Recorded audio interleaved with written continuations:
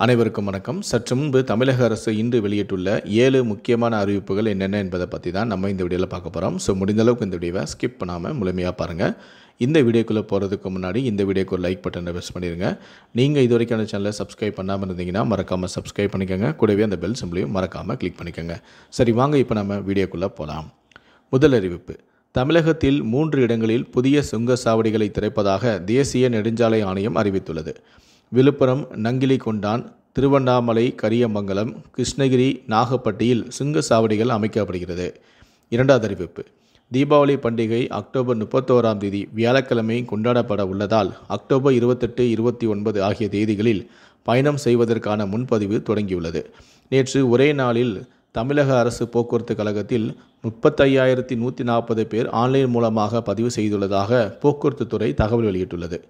மூன்றாவது அறிவிப்பு: விநாயகர் சிலை ஊர்வலத்தை ஒட்டி திருவாரூர் மாவட்டம் முத்துப்பேட்டையில் செப்டம்பர் 14, 11 டாஸ்மாக் கடைகளை மூட ஆட்சியர் உத்தரவு பிறப்பித்துள்ளார். கூத்தாநல்லூர், மன்னார்குடி, திருத்துறைப்பூண்டியில் விநாயகர் சிலை ஊர்வலம் நடக்கும் நாளில் டாஸ்மாக் கடைகளை மூட அவர் ஆணை பிறப்பித்துள்ளார்.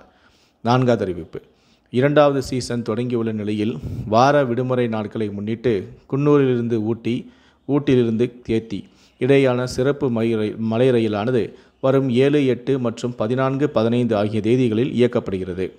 ஐந்தாவது அறிவிப்பு: முகூர்த்த நாளான இன்று பத்திரப்பதிவு அலுவலகங்களில் கூடுதல் டோக்கன்கள் வழங்கப்படும் என பதிவுத்துறை தகவல் தெரிவித்துள்ளது.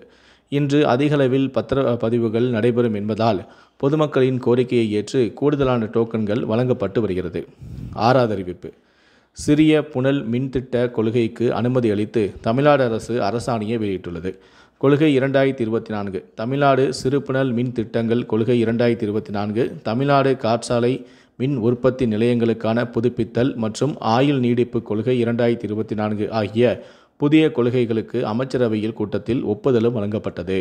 கடைசியாக 7வது அறிவிப்பு: ஹாரன் ஒலி அதிகரித்தால் சிவப்பு விளக்கு மாற்றாமல் இருக்கும் எனவும் சென்னையில் ஒலி மாசை கட்டுப்படுத்த போக்குவரத்துறை காவல்துறை புதிய நடவடிக்கை எடுக்கப்பட உள்ளதாக கூறப்படுகிறது. இந்த 7 அறிவிப்புகளை பற்றி உங்களுடைய கருத்துக்களை கீழே இருக்கக்கூடிய கமெண்ட் செக்ஷனில் மறக்காமல் சொல்லுங்கள். நன்றி, வணக்கம்.